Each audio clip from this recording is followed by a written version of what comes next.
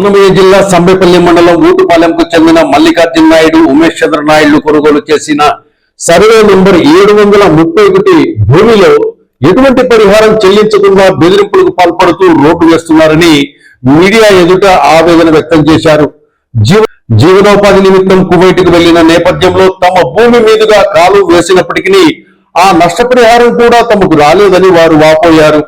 నష్టపరిహారం కోసం మండల స్థాయి అధికారుల నుంచి జిల్లా స్థాయి అధికారుల వరకు ఎన్నిసార్లు మొరపెట్టుకున్నా తమకు న్యాయం జరగడం లేదని కన్నీటి పర్యంతమయ్యారు.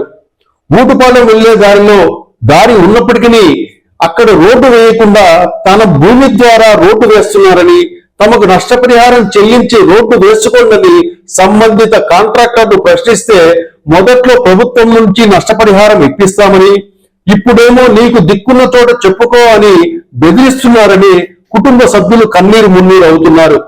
భూమి సర్వే చేయని వచ్చిన అధికారులు కూడా ఆ గుత్తేదారులు బెదిరింపులకు పాల్పడినట్టు వారు ఆరోపించారు. 10 మందికి ఉపయోగపడే రోడ్డుకు మేము అడ్డు కాదని, మాకు జరుగుతున్న అన్యాయానికి న్యాయం చేయాలని మేము ప్రభుత్వాన్ని కోరుతున్నామని, లేకపోతే మాకు ఆత్మహత్యలే శరణ్యమని బాధితులు వాపోతున్నారు. సార్, నా పేరు మల్లికార్జున, మాది ఊటుపాలెం సార్. ఈ మడి 2011లో మేము కొన్నాం సార్. ఇప్పుడు 13.5 సంవత్సరాలు అవుతుంది. ఈ కాలం వచ్చేసి సుమారుగా వెళ్ళిపోయింది సార్. అప్పటి నుంచి మాకు ₹1 కూడా డబ్బు రాలేదు. మా బతుకుదూరి కోసం మేము కువైట్కి వెళ్ళిపోయినాం. మాకు తెలియకుండా కూడా కాలాలు తీసేసినారు. మధ్యలో వచ్చినప్పుడల్లా వాళ్ళకు పిటిషన్ ఇస్తా వచ్చినాము. ఆ డబ్బు ₹1 రాలేదు. ఇప్పుడు మధ్యలో మళ్ళీ రోడ్డు వేస్తున్నారు సార్. ఈ రోడ్డు వల్ల మేము అడ్జస్ట్ చేస్తే ఫస్ట్లో వచ్చినప్పుడు ఈ దారి కూడా లేదు. దారి అయితే ఇది సార్, ఇది ఇటు నుండి ఆడ బ్రిడ్జ్ చేయబడుతుందని చెప్పనేసి వాళ్ళు బెదిరించి ఈ రోడ్డు వేస్తున్నారు. దీనికన్నా ముందు మనుషులు ఇబ్బంది పడుతున్నారు, కాలది చేసినారని చెప్పనేసి కొంచెం కాలుదారి మధ్య ఇడిచిందాము. ఆ తర్వాత వీళ్ళు రోడ్డు పైన వచ్చిందని చెప్పనేసి వీళ్ళు బెదిరించి రోడ్డు వేస్తుంటే అప్పుడు తిరగబడినాం సార్.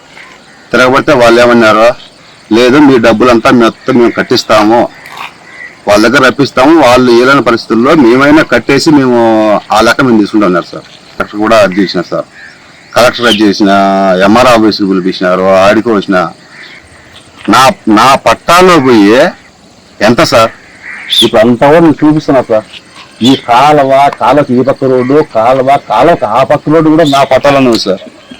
అంత భూమి పెట్టుకునే ఏదో తినక సంపాదించు. నా భార్య మెల్లో జీవనం సార్, ఏమి లేకుండా అమ్ముకొని తీసుకునే భూమి సార్ ఇది.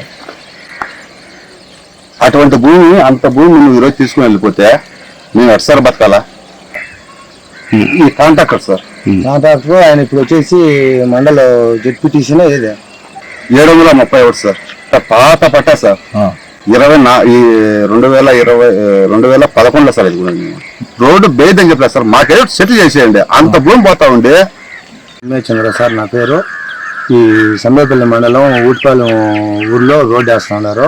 మా భూమిలో రోడ్డు అంతా పోయి ఉన్నది, కాలం అంతా వేసినారు. మాకు ఏదైనా న్యాయం చేయమంటే నాగేశ్వర్ వచ్చేసి మమ్మల్ని బెదిరించి రోడ్డు లేని దాన్ని క్లియర్ చేసి రోడ్డు దాన్ని మా దాంట్లో వేస్తున్నాడు.